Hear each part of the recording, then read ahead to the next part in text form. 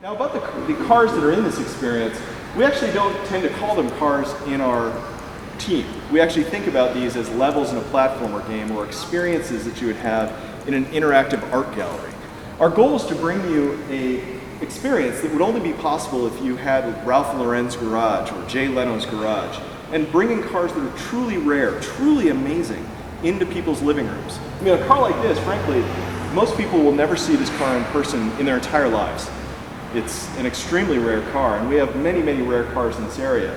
I don't expect most people to even know what these cars are. Our hope is that the cars, which are so interesting and they have so much detail around them, get people to think about cars in an all-new way. These cars are so rare, in fact, that even if you go to the Paris Auto Show, if you're a journalist and you're able to get credentials to go to one of these high-end auto shows, you're not going to be allowed to step in to get inside it, just start it up.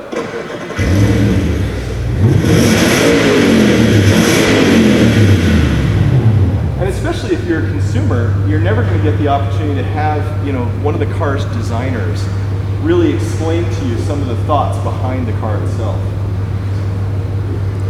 You don't have to look far to see clues of Spiker's aviation heritage. The C8's turned aluminum instrument panel wouldn't look out of place in the cockpit of a classic aircraft.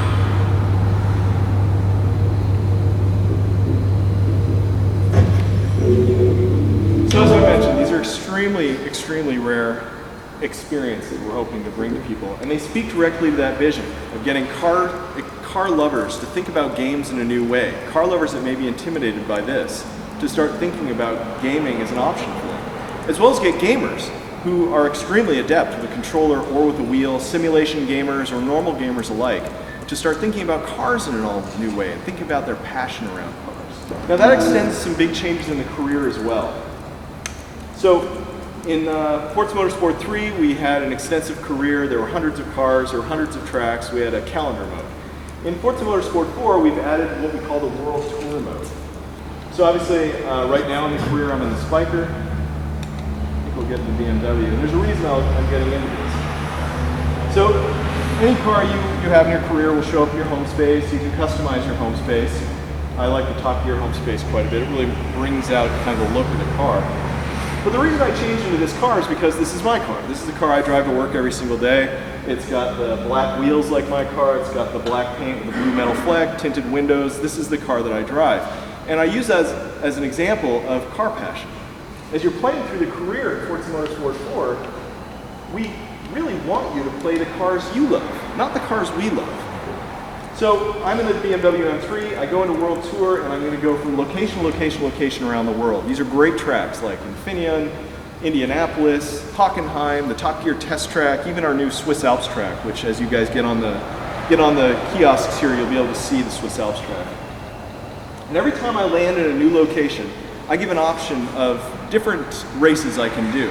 And those races are made for the cars that I'm in, the cars that I chose, the cars that I love. So since I'm the BMW M3, I'm getting an E92 spec race, I'm getting a history of M3 race, there'll be an M3 versus AMG race, AMG or S4 versus BMW race, I'll get a V8 race, a rear-wheel drive race. You get the picture. It feels like as I go through the career, it was a game made for a BMW look. But if I was in a Nissan GTR, for example, it would feel like a Nissan game. So it fits you like a glove.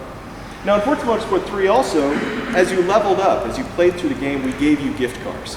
At level 2, for example, I think we gave you the the Fiat Abarth 500. It's a great car. If you didn't like it though, that was the car we gave you anyway. In Forza Motorsport 4, we give you options. So every time you hit a level, we give you an option of multiple cars you might want. And our goal is to get you thinking about these loyalties. So I'm driving a BMW M3 and maybe I get an option between an old BMW 2002 or maybe an old Nissan Fairlady. And the hope is that I'm kind of making choices that get me more invested in the car passion that I already have. And then by getting in that car, I'm going to get options of races that feel very natural with that car. So it's a positive reinforcing circle. You're kind of finding your own path through the game that brings out the car passion. So just to talk about a couple other things, really my goal is to turn you guys loose so you can play the game. This is all brand new, this is final code. We'll start you on brand new profiles, so There's a new video that's totally exclusive, nobody's seen yet, so I encourage you to put on your headphones, take a listen, play through the game. These kiosks over here are multiplayer enabled, so you can play multiplayer, do rivals mode.